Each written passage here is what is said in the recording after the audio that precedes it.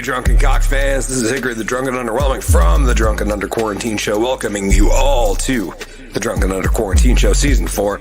Just a friendly reminder, this is an adult show. It contains adult content and heavy situations. Please be warned. If you're not an adult, now's your time to leave.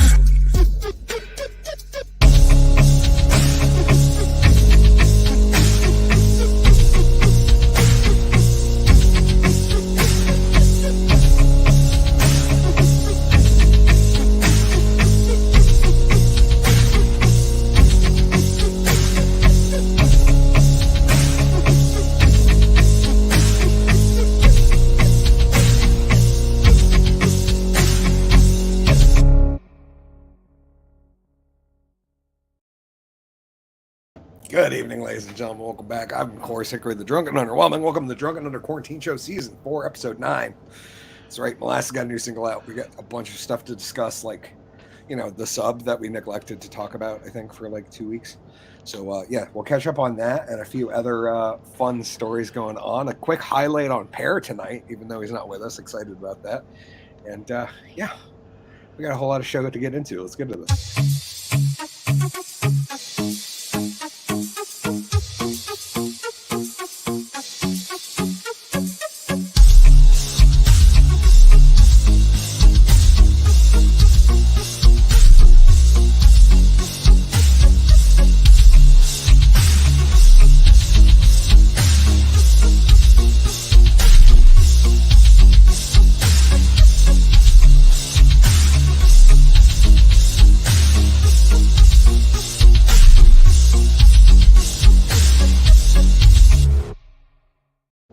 That's right, everybody. Welcome back to the Drunken Under Quarantine Show, Season 4, Episode 9. MC Molasses' new single, The Sub-Story, and other random stuff. We got a bunch of randomness to get into. It is a laundry list of random stories to talk about tonight, and most of them should be entertaining. So without further ado, help me welcome to the spotlight stage my boy, my man, my comrade. Please help me welcome Mr. GW Foley. Yes, y'all, and have the ball. And I got the alerts. It's not, and it's 8:02. Look, and there's the. Oh, alert. it's 8:03 now. It turned for you. God, Perfect. What is up, motherfuckers? It is Wednesday night. Woo! Yes, the only night of the week that ends with Y and us with our pants off. Yep. Yeah. It's getting hot. Oh, yeah. I'm not even wearing the hoodie. I gave up on the hoodie. For shame. I bring shame upon my family. Fun stuff. I went to a museum and didn't fart. Yes, I was quite proud of myself. There was one time I wanted to drop a deuce, and I remembered there was a woman outside doing something, and I was like, I don't want to disturb her. So yeah, and then I drove an hour and a half with a loaded butt in a car full of strangers. Didn't toot. And finally got to the point where there's a restroom, but it's connected to the building where all the strangers were, and they knew who walked into the bathroom. So I was like, I can't drop a shit here. I gotta hold it some more. Then had to go to the store. Not using the store bathroom. I have some self-dignity. Like, I don't know. I'd rather hold it. So I held it for a couple hours and finally got home and dropped a bomb. Nice. You could call that place fucking Nagasaki. Hiroshima. Nagasaki. I don't want to pick one. Zagasushi? Zagasushi. There we go. That sounds like a fucking river in Minnesota. Down in Sakasushi. Yeah, so the movie is coming along. We got the score for it. I'm trying to work it in, make it sound good, make it look good. Time's rapidly approaching when it's due. And, when is that? End of July. Okay. So that's kind of the due date, and then I don't know if we're watching it then or what. I don't know. I'll figure it out. I just need to finish it and get it fucking good. Yeah. Yeah. I already hate it. I'm in that stage of editing where I just don't fucking like it anymore. Like the jokes aren't funny anymore. Um, I hate the acting I did. I just fucking hate the piece. So it's almost ready. It's getting there. Yeah, yeah. But who cares about? And I got the mystery mug. Oh, I love it. Yeah. Oh, look, J-Dubs is a magician now. He's made himself disappear. He's just a hat with glass, a hat on a cup. Yeah, a cup with a hat on. A brick wall cup with a hat on. The biggest hat on. So, who cares about me? Let's pay attention to the real reason why we gather here. Hickory, the drunk and underwhelming. Oh, thank you, ladies and gentlemen. By the way, this is the Zakatsushi. It's a tool from Zombie Tools. It's their take on a Japanese wakizashi. Okay. It's Zakatsushi, and somehow they haven't been canceled yet. So. Yeah, I was gonna say that's kind of offensive. Yeah, they're a cool company though. They let me see. They have a lot of really cool stuff based on like. Where's just the sword section? But are they functional? Yes, for the most part. For the most part. See. Some are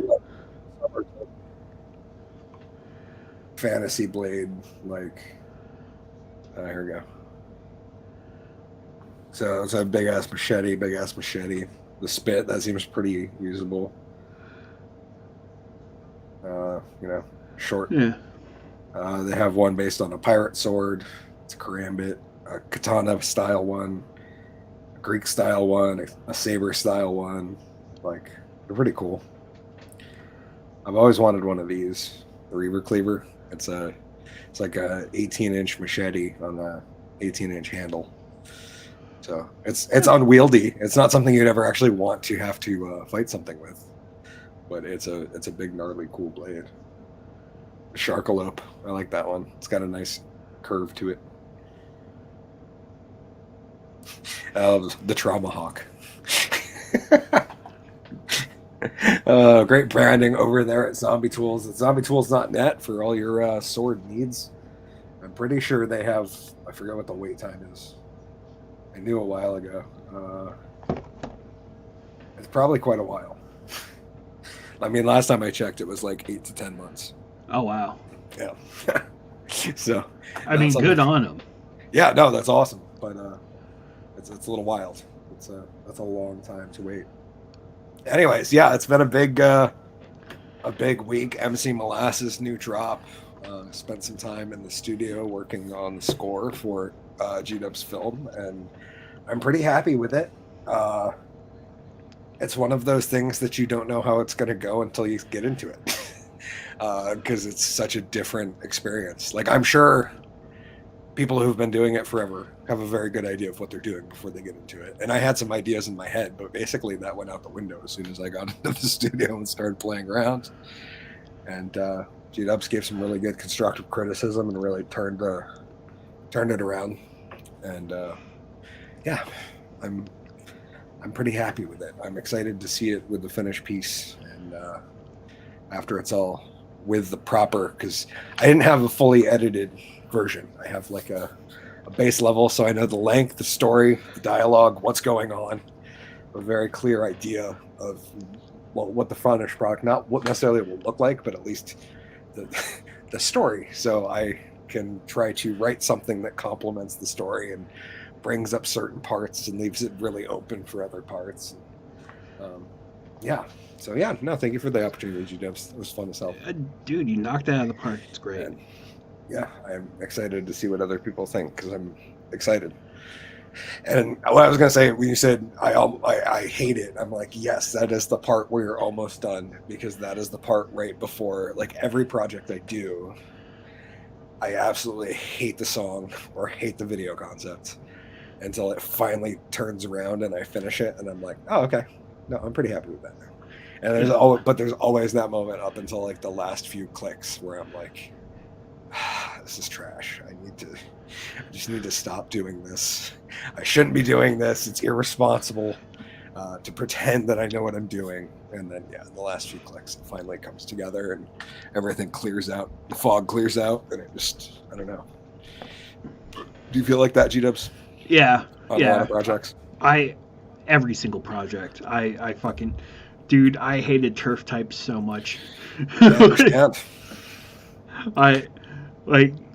It was definitely one of those, like, I fucking, and it's not like, it's just part of the creative process of, like, you're dedicating so much time and effort and, like, purposely thinking how to do things for, like, I mean, this turf type was what, at most a 4-minute video? Yeah. It might have been 4.5 because it, like, the intro was pretty long. Like, it wasn't just I think the song itself is like 3:40. Let's give it 5. Yeah, so it might be 5 minutes. Yeah. But like that 5 minutes, like the post-production is weeks. Yeah. Typically. Blocks of hours at a time. Yeah. Where you're just day. Sitting down and working on it, and that's the only, like, I made a rule, like, nothing past 4 hours a day. Yep. And that's what I've been doing, is like I'm pretty much working every day on this project for 4 hours. And that's the only way, like, I can, like, spread it out evenly and, like, keep at a decent pace. Like, any longer of that in a day, and I would just want to fucking delete myself. Plus, it gives you time to get other shit done. Yeah. Because as much as you want to love one project and work on it at a time, there's always a million things bouncing around. Like, you know, you're not just editing a film, like, you're working on your next stuff. Like, you know what I mean? You're constantly thinking and learning and trying to absorb and, like, what can I do to make this better? Is there a better transition? Is there a better effect? Is there something I could do here to clean this up just a little bit, or dirty it up a little bit, or it's a constant grind. And that's why we do it, because we love it. Yeah, because it's fun as fuck. And it's pretty special to be able to say you made a film that's really good quality. I'm not saying that I ever have, but GW has, and there's something about that that's, like, pretty awesome. Like, it's cool to know that I've made songs that are listenable. That's really, like, that's enough for me, is to be like, I'm not the only person who thinks these songs are okay. Yeah. And generally people aren't like, oh my God, this is awful. And that's enough for me. Like, it's not for everyone. I think that goes for both GW's and my projects. It's not for everyone. We are niche artists for sure. As you can see by this show, which is a very niche project that we absolutely love. Yeah, I am such a fucking, like stylistically and emotionally, like, I am such a trash artist. Like I'm very, like, pulpy. Like, like, things are quick, disposable. What? Like it. Yeah, I know it's your time, and so it's all right. Let's get into the regular show. Yeah.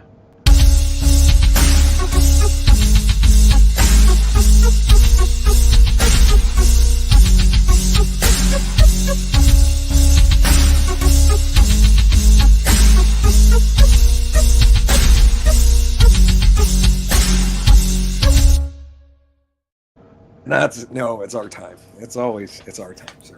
Well, I didn't want to be like if No, you it's had good. something else to say, like I didn't want to like I was actually just hijack gonna the conversation. cut over here, and then we'll listen to MC Molasses' new single.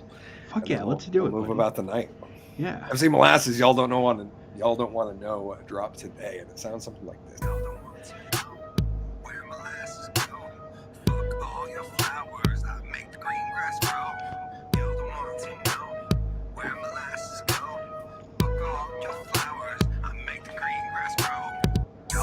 To know where molasses go. Fuck all your flowers, I make the green grass grow. Y'all don't want to know where molasses go. Fuck all your flowers, I make the green grass grow. I should be on the playing ground, but I'm out behind the shed tonight, debating on throwing down or sparking up, just trying to get my head right. That weekday yard work make me feel like I got off a little light, but I smoke pot and mow lawns. Kegels till my lawn is tight. And yeah, I had no idea back when I was a kid that when I grew up, this is my life would be. Worried about a mortgage with a beautiful wife. She don't give a shit about the yard, but she's good for me, cause I could be on the couch shooting whiskey like I got a bourbon IV, but instead I'm shaming neighbors, walking shirtless like I'm not supposed to be.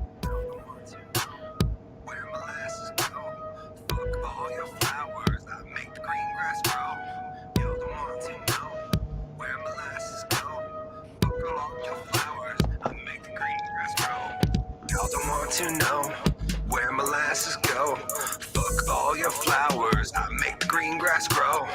Y'all don't want to know where molasses go. Fuck all your flowers, I make the green grass grow. I don't mean to alarm you, but if you live near me, you're clearly in danger. Cause I'm a super villain like the offspring, like Poison Ivy impregnated the Green Ranger. So I'm not out here trying to drive them off, but if they're lawn shit, they're a stranger. Cause every time I throw batteries in my DeWalt, it's another long hair banger. Slinging Milo like it's a dope spot. Lorgonite, man, it's like some dope. Got that kind of landscape, you're either inspired or you want to give up hope. Makes you want to go out and buy a lawn rake or a ladder and some rope. But I'm just fucking normal dude that loves lawns, and I'll be back soon, fucking learn to cope.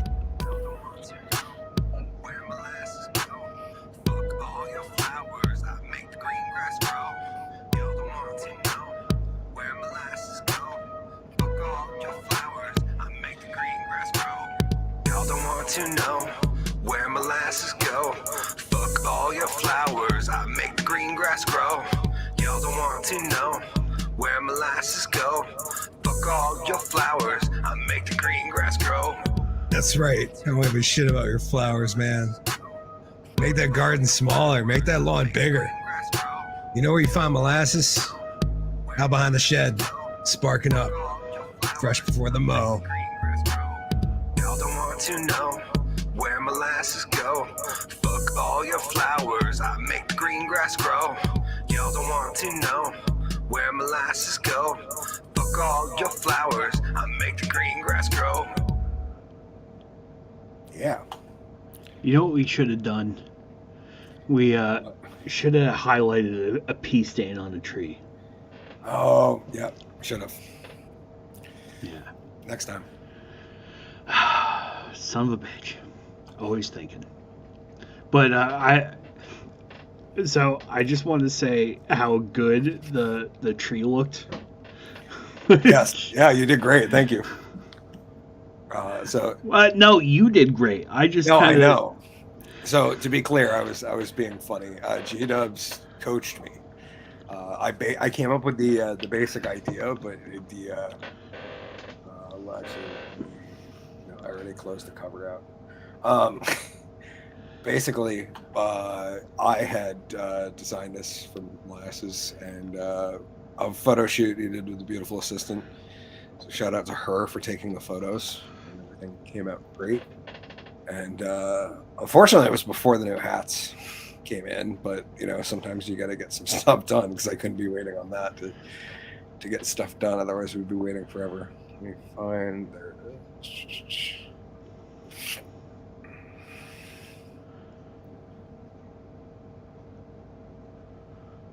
So that is the cover. And initially it had so the logo placement didn't change. I did do a pretty serious color grading on this, where I actually masked Molasses out did them as a separate layer and then color graded it so I could get the light to really pop through the trees here, and which I think it came out pretty good because it was a lot duller to begin with. Like, it really made it pop. But I had just put on the actually, can I see my browser in here? Yeah, it was like right here, right? It just said like y'all don't want to know, and like a similar font, but it was like white and more like the Molasses. Like, it was not part of the environment whatsoever. And G-Dubs was like, hey, you should put that on the tree. I was like, oh shit, that's a great idea. And then he coached me through, and I brought it up on screen share, and he helped coach me through figuring out how to do it. And eventually we got it to look like it was carved into the tree. So Yeah, pretty happy with how it came out. I think it's dope. I think it's cool. Thank you. You did great. Thank you. There's some fun ones. I'll share one. I haven't shared the song yet, and I won't be sharing the song right now. But let me see. I think I have another album art that I was working on at what song was it? There's so many. Oh, whoops! I opened it in Photoshop. Oh well. This is a future song. This is actually probably like 3 or 4, maybe 5 releases in the future, I think, for Molasses. But sometimes you got to play around and work on stuff for the future. Exactly. A song called Boss Music, featuring myself on MC Molasses track, because apparently that's what happens when Molasses writes out to a bunch of people and nobody responds to be on the feature. Sometimes you got to take life in your own hands and say, Molasses, you say, Hickory, come on the Molasses track. So this is Molasses and Hickory together. I'm excited for this one. Boss Music, produced by DJ Vulture, aka Jake Pareto. That's going to be a fun release. I'm excited for that one. But I had a good time putting this together. But it was cool. Do you hate this, G-Dubs? No.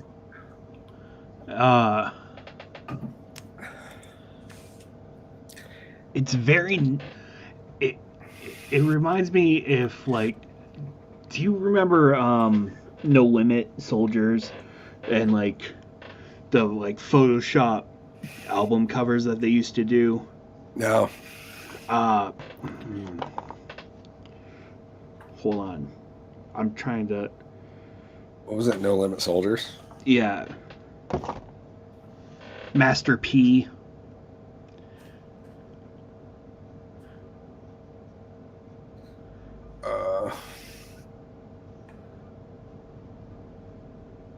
So, yeah, look at, see that one down here?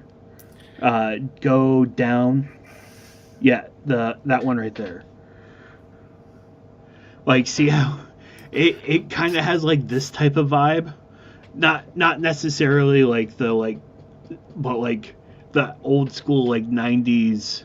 Yeah, overly Southern hip hop, overly photoshopped. Yeah.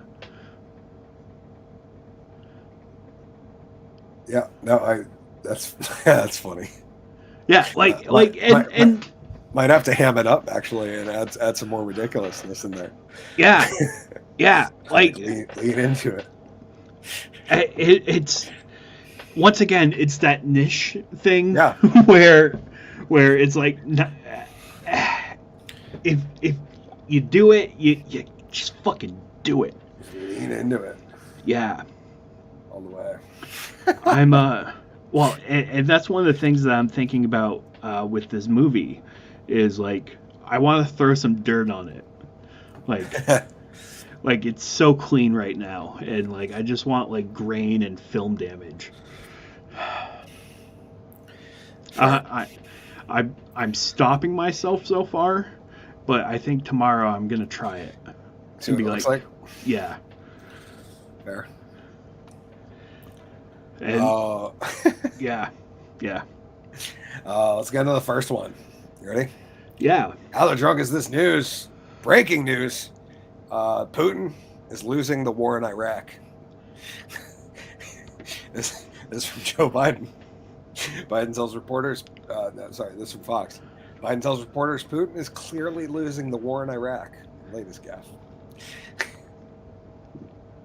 What if? What if there's a war going on in Iraq that we don't know about and Putin's on the wrong side? Yeah, who knows? It's possible. A secret war. He like really let the bean slip on this one. Yeah. Just imagine if all of that crazy shit that he said was true. Like stuff you couldn't even make out. It was all like actual words. Yes, maybe we are gonna find true Anonisham pressure. You know? It's actually an alien warrior race. Yeah. President Biden faced a apparent gaffe where he claimed criticism on social media. Our fucking president they faced criticism on social media because he said Putin was losing a war that isn't happening, or is the biggest secret ever, I guess, is the other possibility. But like, it's funny to me. They're like, he faces criticism online. Like, shouldn't he face criticism from his peers?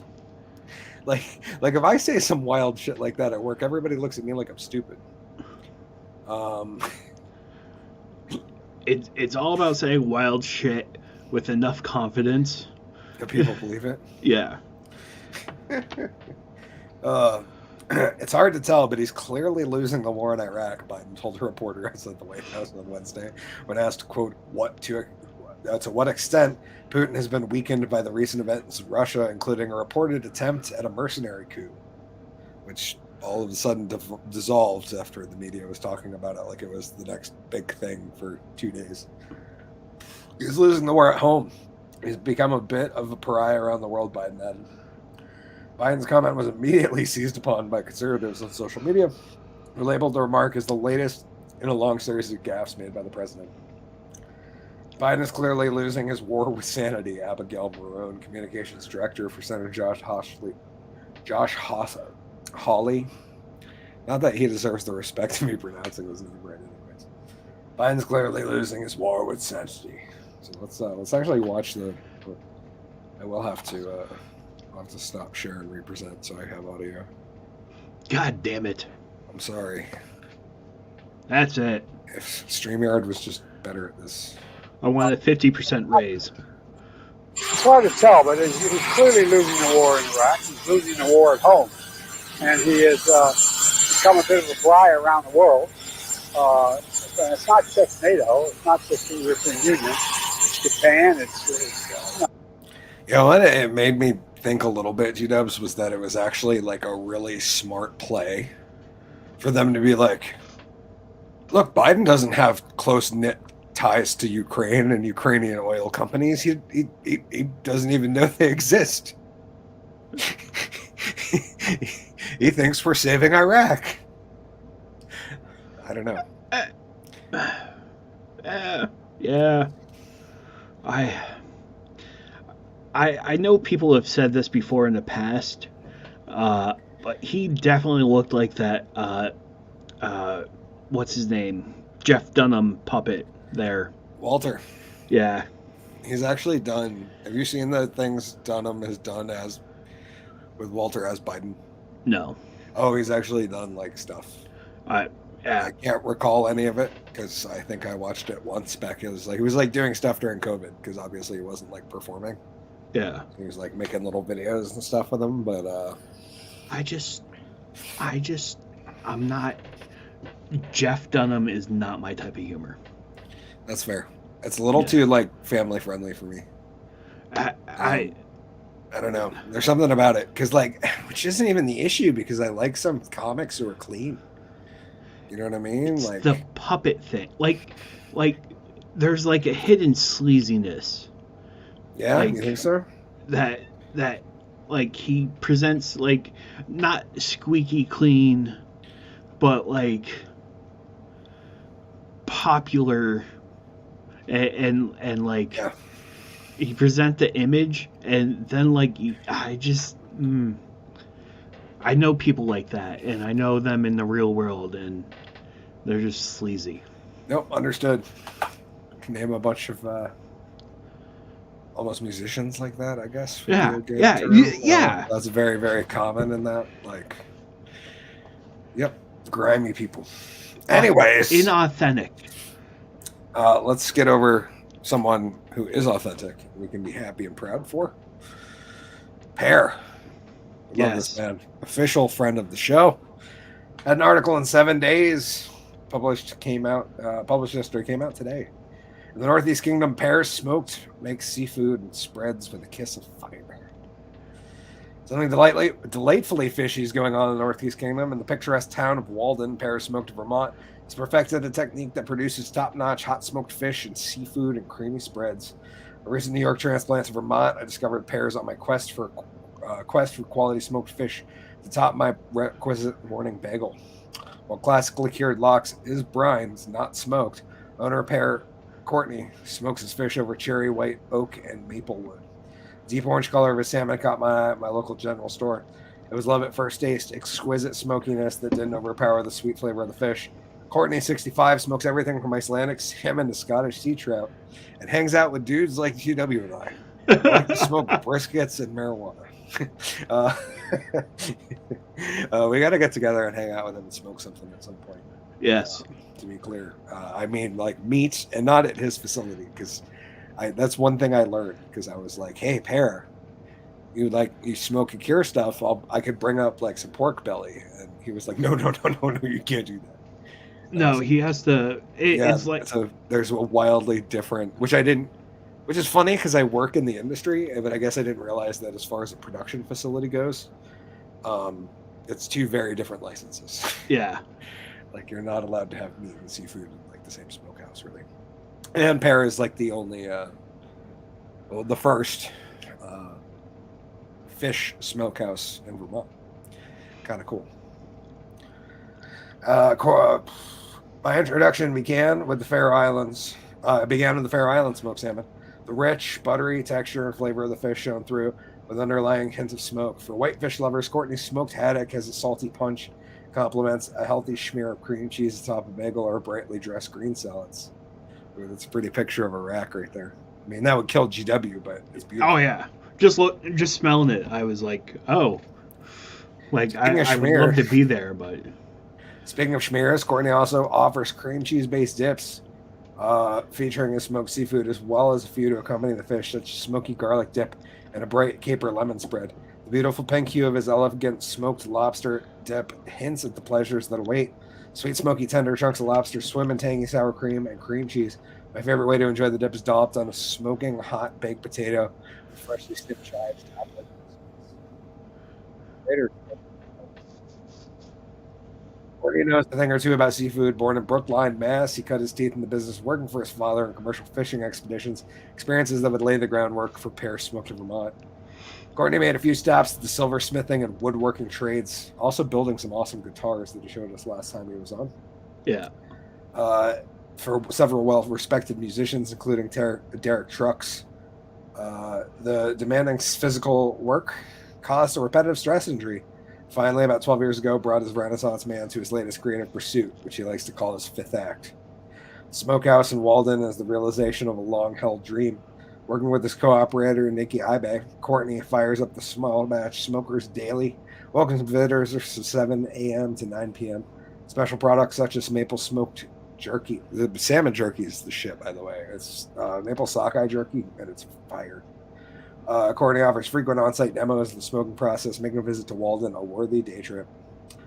If you can't make it to the source, Pear Smoke products are often the man himself can be found at the grocery stores throughout Vermont, including Burlington City Market, Onion River Co-op, and South Burlington's Healthy Living. Engaging and passionate about his craft, Courtney loves sharing his process with his customers. I'll answer every possible question someone can come up with, and he said, and now that's a class fifth act. So, yeah. And he also had not a strong ending. The most of the article was very good, though, I thought. Yeah. No, I loved everything she said about Pear. Just last the line. ending was not solid. And this one from the Chronicle, I have 2 weeks ago. The Barton Chronicle. Showing Pear. Just processing some seafood there. Yeah, we need to get up there. We need to go shoot some video of this gentleman. Yeah. We should shoot him a really dope commercial. and do like a really deep bass. We'll get like Pierre to do a deep bass voiceover for it. Welcome to Paris Smoked Vermont. Or like a Sean Connery. You can do like a like an old school Bond impression over there. There's some good opportunities here. I think that'd be fun. But yeah, another article, a short one, albeit, but this one goes over a few things. To read the rest of the story, more of the full edition of the week's paper. Okay, so they're not sharing the whole thing, but yeah, that's good to see him getting some media attention. Fuck yeah! Other than just us.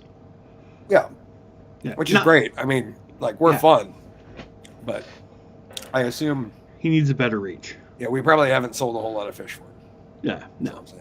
If anything, it's probably detrimental that he's on our show. Yeah, we're probably a negative influence. What we gotta do is we need to get up there and shoot a video for a Molasses video. Okay, something that references smoking a lot, and we'll go up and go hang out at the smokehouse. That would be fun. Okay. And yeah, again, he'd probably not good for him.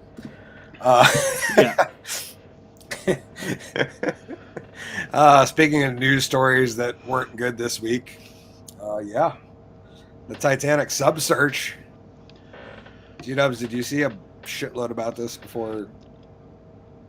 I saw the memes. Okay, mostly. Yeah, I never read anything on it. Like, yeah. And I'm pretty sure you got almost the full story just from the memes. Yeah, pretty much. Titanic subsearch. This was funny though. I thought was that the U.S. Navy detected the implosion sounds after the sub lost contact, so they knew that these people imploded on like Monday. It wasn't like confirmed that they were dead until Friday. Like the Navy knew the whole time. And the weirdest part to me was not that the Navy lied, was the fact that they came clean about it. Yeah. Like, why not? Why not just keep your mouth shut? Wait till they find it. And then be like, oh, yeah, no, nothing happened. like the government's not known for being honest about much. Why would you be honest about this after the fact? After you let the media run for 5 days thinking there's a chance that these people might survive. Literally everybody in the Navy, even James Cameron, was like, yeah, they died going down. Like he knew. Like James Cameron knew, who had nothing to do with this thing. Just a well-connected Titanic exploring chap. Instantly knew that these people had been crushed by ocean water. And still the media was like, they have 72 hours worth of air left. They can make it. Like maybe they're playing Uno on the bottom of the ocean. Like, no. That's what happens when you go out on a cheaply made diversity engineered watercraft. You don't do that shit. Like it's like the one operation where I'm like, you know what? I'll like, let's let old white men build these things. Let's not skimp and cut corners. Pay the money. Pay the money. It's worth it. Yeah, and like, it just makes me wonder how much it costs to build this thing. Like, considering we had like $1 million investment to go down with it. Like, what was invested into this craft? It doesn't seem like it was that much. Like this thing had a good profit margin until he died. You know, like if this thing works, it would have been a stock to invest in. You know what I mean? Like it would have been like, oh shit, you can go that deep for like a quarter of the price it should cost. And then we experienced the opposite. Everybody's like surprised, like, how did this happen? We need more regulations. And why? Nothing of value was lost. Yeah. Like, aren't you the same people bitching about fucking billionaires all the time? And two of them just proved themselves to be some of the stupidest people alive. Yeah. And you're simping for them? Well, fuck you. I don't care. I feel bad for the families and shit that had to deal with these idiots. and had to see their family go like one of the stupidest ways possible. I But, feel like- bad for the worker. Yeah, the one employee. Yeah. Like, And the son that the dude dragged along with him was the one employee, I think. But still, like, okay, well, if it was a son, like, I knew there was a son there. I And- would have, I personally, if my dad, and I had actually told my wife this because I asked, I was like, would you have gone, if your dad was some skeezy investor and he asked you, demanded that you go down to the Titanic on a fucking homemade submarine that him and 4 other people he hired built, would you do it? And she's like, I don't know. And I'm like, I wouldn't. Like, I would be like, Dad, I love you, but please sign me into everything on the will, and I want to see it before you leave. Because this is the stupidest thing you've ever done in your life. And Yeah. the least you could do is, like, I don't know, give me all your shit if this is the thing that kills you. Because this is seriously fucking dumb. Like, Dad, get a pair of VR goggles and pay somebody. You're gonna pay $250,000. You can pay and go sit. I'm sure there's some type of non-man sub operator who would willingly like send their little motorized sub thing down to the Titanic and check it out while you wear VR goggles while they have a 360 camera on it. And it'll be 10 times cooler than it will be looking through a 1-foot port window on the front of a death machine. That's like, I get it. I don't get it because I hear people like, oh, well, there's nothing like actually going there, and I'm like, you're not actually going there. Yeah. It's not like you're touching shit. It's not No, like you're. No, you're hoping you don't touch shit. like, and you're hoping you can see something, and it's gonna look worse than anything you've seen on video, because you've got to look through a 7-inch glass window. Yeah. That's like 2 feet around at most. Fish-eyed. And Yeah. Meanwhile, you can send some dude with a 4K 360 cam on the front of a specialized little watercraft that he can fly down remotely, and nobody's in danger. And I'm sure it's way cheaper than $250,000. Yeah. Like, I'm sure if you're connected, you can hire one of these guys. Like, what's it take? Like 2 hours of his time and this flotation thing, like, or his watercraft. Yeah. Like, dude's gonna ask for like $100K at most, and Like, that's like Do it on the boat. Yeah. Do the VR on the boat. Yeah. See, that would be cool. But yeah, I don't understand why, if you had this type of wealth, you would put yourself in such.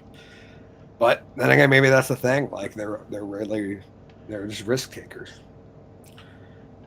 I don't know. It reminds me of going over the Niagara Falls in a barrel. Yeah. Dumb. Yeah, or at the Titanic right there, which is pretty far out. Yeah. It's pretty far off the coast. Where did they left from St. John? Yeah, I believe so. That's still quite a little trek. Yeah.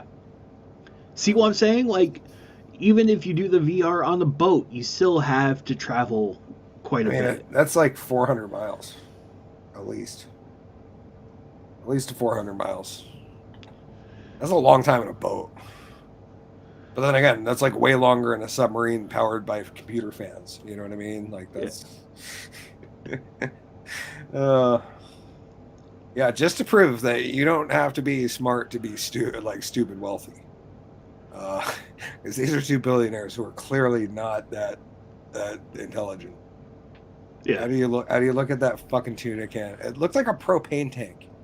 Like, it looks like a decent sized propane tank that was sitting outside your house. Like, I would never climb in that and be like, yeah, take me to the bottom of the ocean. You know what I want to be? I want to be someplace where if I managed to get out of the craft and it for some reason it magically didn't crush me, it'd still take me 15 minutes to get to the top. Like, that's not where I'm good. Yeah, You I know, can't hold my breath that long. No, I'm cool with being like a couple feet underwater. I don't mind swimming. I'm not scared of the water. I can swim. My mom couldn't swim very well, so she made us do swim lessons. I did like 6th level swim lessons, which is like the top, like 8 times. like I could tread water for like half an hour when I was like in towards the end of high school, because she made me do swim lessons up until I was like in 10th grade. I can swim. Like, I'm not scared of water. I don't go down far enough that like the bends are an issue. Okay, that's like there's like a certain no-go zone for me. I'm good. Yeah, it's like I don't go above a certain height, like the height of a plane. I'm good. I have no interest in like going up much further than that. To be honest, I don't have that much interest in going that high regularly. I don't know. Maybe I'm a pussy, G-Dubs. You're a rational man. I'd like to think so. I like heights like used to be a thing for me, but then I got used to it. But yeah, no, the cold, dark, deep death of water, like no, I'm good. The good news is like it imploded, so it's pretty quick. Like it wasn't, I guess. The good news is nothing of real value was lost. I think really that's the real silver lining on this story. Yeah. Let's get into the next one. Here's a weird one. A restaurant must pay workers $140,000 after allegedly hiring a fake priest to extract confessions of worker sins. Fucked up. like, not gonna lie. It's oh, hey Marcy. Marcy's down there. Dobby lives and hey. How's it What going? up, Marcy? Like wild? Like one of those like I don't know, man. As a guy who works in a business, I have a hard time imagining my like people going this far. Yeah. But then again, maybe not. Maybe the owner's a bag full of crazy. Well, I want to know, is it 140 per person or total? Like, and how many employees? That's a good question. Because if there's 7, that's only like $2,000 a piece. Ordered to pay $140,000 in back wages and damages to employees after it hired a priest to extract workers' confessions. What federal investigators are calling the most shameless acts of corruption an employer has taken against the staff. The U.S. Department of Labor said an employee testified that owner Shay, who operates 2 locations at Taqueria Jabroni in Northern California, hired a fake priest to hear confessions during work hours and, quote, get the sins out, including asking them if they've been late for work, stolen money from the restaurant, or had bad intentions towards their employer. Which, like, I want to be honest, dude. If there was, like, work was like, hey, we brought in this priest to talk to everyone, you can list your confessions. If the priest was like, have you ever issued any ill will towards your employer? I'd be like, yeah, at night. Sometimes I think about driving nails underneath his fingernails while he's tied to a bench. I'm just like, saying the most, like, I want to give him paper cuts in between all his fingers. Like, just like depraved weird shit. I want to rub dog shit in his hair. I want to coat his pinky toe in honey and Jimmy's and then have a bear come and lick it off. Yeah, just the weirdest, like, I want to make him lie on a bed of mice. Pour corn tortillas all over him while he's naked. Then some salsa. What's that going to do? I don't know. I don't know why God told me to do that. You tell me. Why, Mr. Priest? Why is God telling me to pour corn tortillas, salsa, and cheese all over my boss while he's naked and then put a bunch of mice in with him? I don't know. I mean, what else are the mice going to eat? I assume God is the voices, right? Can you hear him too, Mr. Preacher Man? Oh, you should hear what he's telling me to tell you. Under oath, an employee of the Taqueria Jabroni explained how the restaurant offered a supposed priest to hear their workplace sins. Other employees reported that a manager falsely claimed that immigration issues would be raised by the department's investigation, says regional solicitor of labor Mark Peloton in the release. It seemed overly complicated. The Catholic Diocese of Sacramento confirmed that they found, quote, no evidence or any connection between the fake priest and the diocese. While we don't know what the person in question was, we're completely confident he was not a priest in the Diocese of Sacramento. The diocese spokesperson told the Catholic News Agency last week. Gibraldi and 3 other restaurant operators were ordered to pay $140,000 back wages and damages to 35 employees. Okay, so about $4,000 each. The restaurant will also have to pay $5,000 in civil penalties. Taqueria Jabroni did not immediately respond for a request. Investigators also found that the restaurant denied employees overtime pay. Managers were paid bonuses from the employee tip pool. This sounds like a class act here. Some employees faced adverse immigration consequences for cooperating with investigators. This employer's despicable attempts to retaliate against employees were intended to silence workers, obstruct the investigation, and prevent the recovery of unpaid wages, Pelotoni said. I'm not pronouncing anybody's name right tonight. But, like, what a weird... What a dick move. Yeah. First off. Like that's just... That's an asshole. Yeah. Like, he deserved to be on the sub. Yeah, agreed. Should have given him a free pass. Like, what a scumbag. Not gonna lie. Okay. We got one last one to get on the regular show before we cut on the after show. Thank you guys for hanging out with us. I do appreciate each and every one of you. I'm gonna go look over on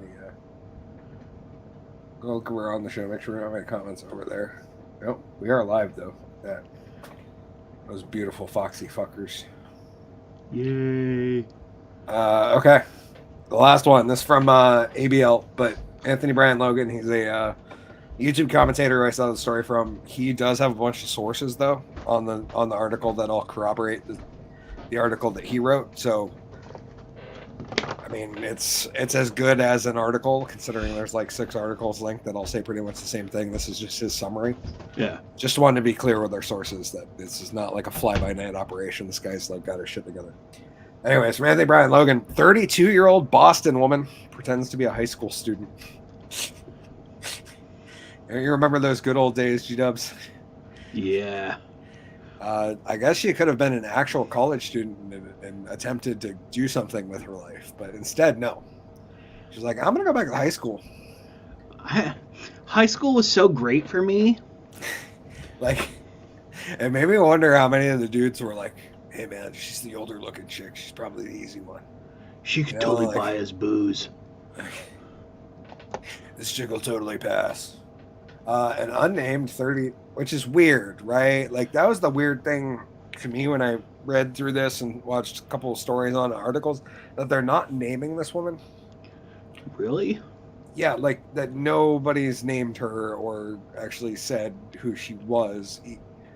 And like part of me at first was like, maybe they're not sure and they're trying to like, she's underage or whatever. And I'm like, on the flip side, they also like let underage names go when it's convenient for them. Yeah.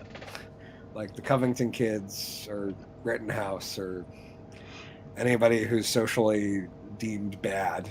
It's totally cool to put their names in public when they're underage, but as soon as they're, not. But I don't understand why this 30-year-old woman's name hasn't been released. Like, shouldn't we know the names of this creep? Pretty much. I mean, that's my thing. Hide your kids, hide your wife. Like, a 32-year-old pretending to be a high school student. Like, yeah, I'm shocked nobody tried to bang her. An unnamed 32-year-old woman pretending to be a teenager attended at least 3 Boston area high schools. This revelation took several of her former classmates by surprise. Local news interviewed 2 high school freshmen familiar with the woman about the situation. They were shocked, saying that she was friendly and did not appear to be anything other than a typical teenager. The story was unraveled when a man claiming to be the woman's father came to the school to withdraw her, complaining of bullying. Red flags went up after that complaint, as the woman had only attended the school for a week at that point. And yeah, there's a link of articles. That's awesome. Good for her. Good for her. 32-year-old pretended to be a teen at 3 high schools, cops say. Yep, the unnamed woman's reported scheme unraveled on June 14th when a man claiming to be her father told administrators at English High School in Jamaica Plain he was withdrawing his daughter and enrolling her at St. Columkill. Columkill. How do you pronounce that, G-Dubs? Do you have any idea? Columba Yeah, I don't know. Kyle? I guess. Kyle School due to bullying, the Barrelston Herald said. Officials were confused because the student had only enrolled at English High School the previous week, and the suspect possible custodial issues between the student's parents. Police report obtained the outlet. Concerned there may be some sort of custodial issues with the parents, the school began to ask from the district all the enrollment paperwork. Some digging in the student's file revealed the name for a social worker with the Department of Children and Families, but an administrator later learned that no one by that name worked there. So he might have said in his video that one of those links that she did actually work at the DCF, but it's unconfirmed, which would be even more nerve-wracking, right? Yeah. That like this In charge of this woman who's like pretending to be a high school kid is also yeah. That's fucked. weird. Super weird. And there's a bunch of them, dude. Like Inside Edition, a couple of YouTube videos. But yeah, just like one of those real weird, like she watched. Maybe she liked that movie Orphan too much. You ever see that? No, I don't watch enough horror films. Okay, fair. I don't like that kind of horror film. I don't know why. I just like usually they're too slow for me. Yeah. Like I'm much more of like a actiony slasher type guy. Like I like a lot of stuff going on. Like I like it to be pretty constant. Like slashers have to have a good pace. I get bored easily. But I also have like a respect for older movies, so I don't get upset with them if they're not fast enough, because I'm like, okay, for the time this was pretty fast. But modern movies, like if I was to build a modern slasher, it would be pretty. We'd probably run like a. I'm not gonna say if I made a modern slasher that it would keep up with like a John Wick kill speed, but it would be like substantially higher than like the average modern slasher. It'd be much higher. The problem with that is budget. No, and I that's I 100% agree. Like is that like John Wick could get away with it because they can use the same stunt guys over and over again because they're always in masks.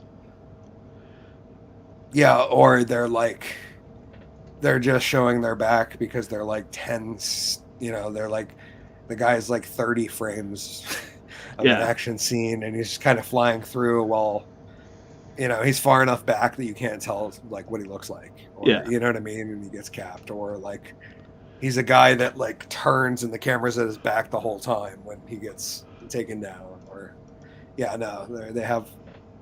they're very good at that, like very good at cycling through stunt doubles and actors so that you can't like you can't tell that it's like the same guy like 4 times in the film. Yeah. But they're also an hour and 45 minutes long. So even if you could, there's so much shit going on, you would have forgot what that dude looked like anyways. But no, agreed. But I mean, at least a much higher, the body count would be higher than it is in a lot of modern stuff.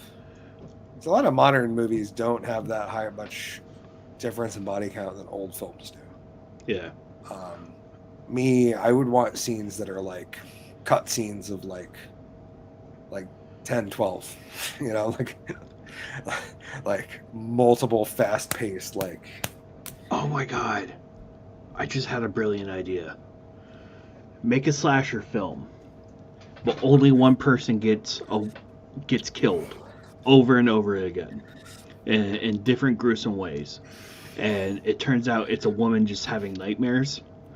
But like every time she goes to sleep, it's like a different, like the same killer is killing her in different ways. So, have you seen Happy Death Day? No. Okay, so different, but like touches on some notes of stuff you said. So the Happy Death Day series is about a chick that wakes up one day, and she like wakes up in this dude's room after hooking up with him the night before. Is kind of hungover, has a headache, can't really remember. Gets up, goes through her day, gets killed by like a dude in a mask, like slasher style. After she's killed, she wakes up the next day in that guy's bed, and she has to like relive, like Groundhog Day style, has to relive that day every day until she figures out how to not get killed by the killer. Oh, Jesus. And so it's kind of cool. It's actually like a cool storytelling device because like there gets to be like, there's a, you know, like the scariest part in the beginning where she's figuring it out. She dies 3 or 4 times. And then there's like the fun comedic part in the middle where she like doesn't care. So she's like, you know what? Fuck it. I'm going to go walk out my broad panties down like the, you know, like the thing through the sprinklers, and like, fuck it. I'm going to die and wake up in a new universe tomorrow anyway. So who cares? Like there's that part. And then there's like the third act of like her, like being like, okay, I need to figure this shit out. Kill the killer and go on with my life. And so it's kind of cool. And she has like the kind of like the issue where she's like falling for the main guy. Yeah. But he's living the same day over and over, so he has no idea about the relationship they built, even though like I always thought that storytelling was interesting. Where like 2 characters are building a relationship, but one has no idea. Like as much as I hate to relate it back to like 50 First Dates. Yeah. Like that kind of, it's like a cool storytelling device. But Happy Death Day is like that. Happy Death Day to You was kind of cool too, but got a little more convoluted because obviously you needed to in order to make a second one. But cool idea. But I think yours is cooler. Yeah. Like just a constant one. Yeah. No, my slasher idea has always been that my slasher idea that I've had since I was like 15 or 16 that I've always wanted to write and I've just never done was about a guy who got accused of whose wife accused him of cheating and beating her, but he never actually did any of it. And he does finally lash out one night and she ends up killing him, or thinking she did, and dumps the body. And he comes back like years later on a vengeance mission and is finally like, okay, I'm going to be the maniacal maniac, or, you know, I'm going to be the maniac you accused me of being. And just goes through like a town of all the people that believed her and like took her side on it. And yeah, there was I've got some vivid scenes in my brain, but no, it's one of those I've always been like, yeah, I was gonna write a slasher. This is the story I'm going with. The story about the wrongly accused guy who finally snapped, goes missing, and then finally snaps. Slasher films. Yep.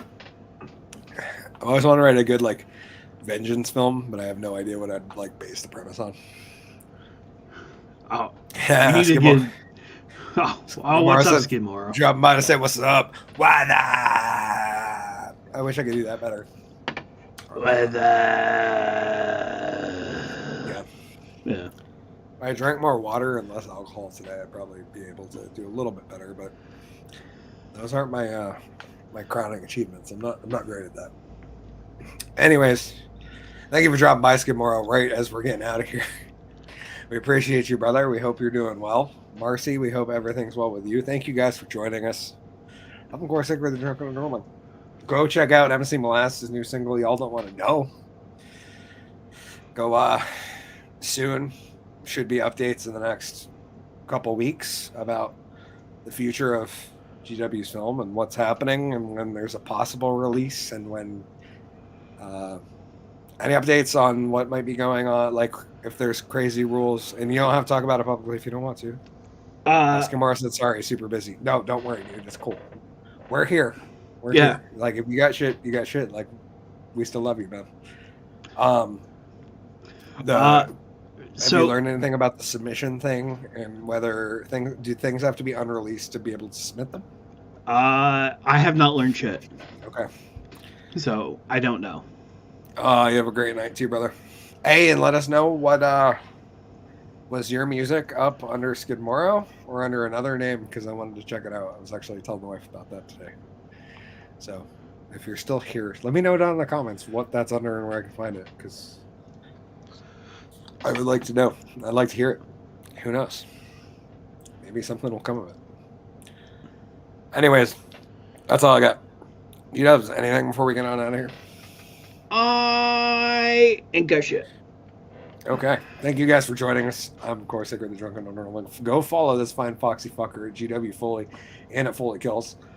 I'm, of course, Hickory the Drunken Underwhelming. Thank you guys for joining us. The Drunken Quarantine Show Season 4, Episode 9. We'll see you fine bitches on the after show. Until then, Drunk Magician out. Cheers.